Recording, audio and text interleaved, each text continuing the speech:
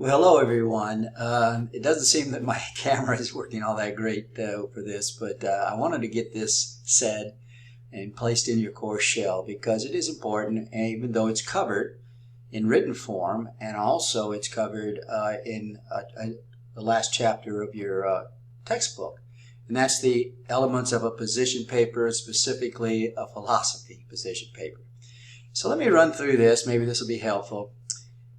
You've written compositions in English and maybe in history classes or whatever, and one of the things that your instructors may have pointed out is to you kind of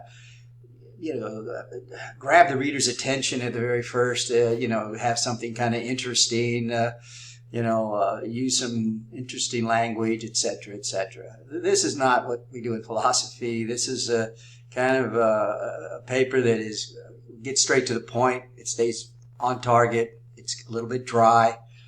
Your thesis should be very clear. Let's say you were writing on one of the first papers that had to do with epistemology, and you'd simply start it by a very simple declarative sentence that I'm going to support the position of rationalism in terms of the best epistemological model. Very dry, very straightforward. But it gives me, and who is your reader, a read map. Now, okay, you said this is what you're going to, want to support. And I know that very clearly. You didn't sugarcoat it. You didn't tell me about the cumulus clouds and everything else that might make a wonderful English paper. Because this is, again, a philosophy position paper, which is an advocacy paper. And you're going to advocate a thesis. And it's going to be very clearly stated. Now, reasons in support. Now, this is pretty straightforward because in your textbook, you're going to see reasons that would support a position. There's going to be different positions presented, but since you selected one, you can make use of the reasons in support of your thesis that you see in your text. If you have some other examples that you feel like would be pertinent, that stays within the guidelines of the flow of the course and the materials, whether they be videos or the text itself, that's okay, because this is an I paper. This is your thesis that you are defending, and you can use that kind of language. That I also agree with Descartes or whoever the philosopher might be when they pointed out yada yada. Okay. So that's all pretty straightforward. You got a clearly stated thesis. You're using the course materials to provide reasons that would support your selection, your thesis. The third item is the rebuttal component, which is always a little bit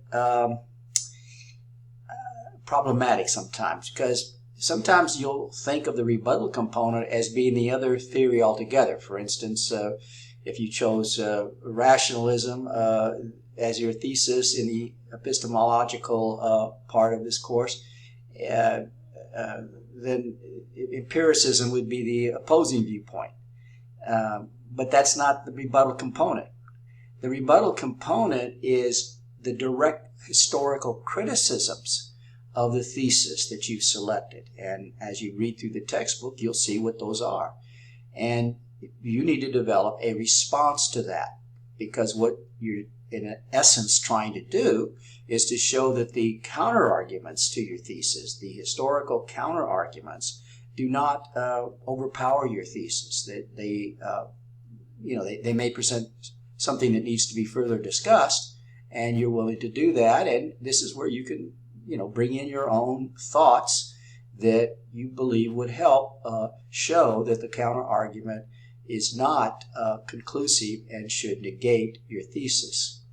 And that's what many of you will have a little bit of an issue with, but there's hints for that in the text. You can also think through the issue and see, okay, wait a minute, I still believe the reasons in my selection are a better way to go than these criticisms, and these criticisms don't, knock it out of the picture, so to speak. Again, the other thing that'll happen is, of course, the feedback that I'll give you when I, read your essays. The first two essays are low point values to help prepare you for the midterm essay and the final paper. and I will give you feedback to point out how you handle these simple elements.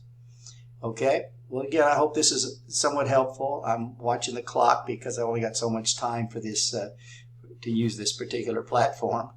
But, you know, make use not only of this short video, but of what is discussed in written form about position papers. And then, of course, pay attention to the feedback, and you'll do well. And hopefully enjoy your writing experience. Take care.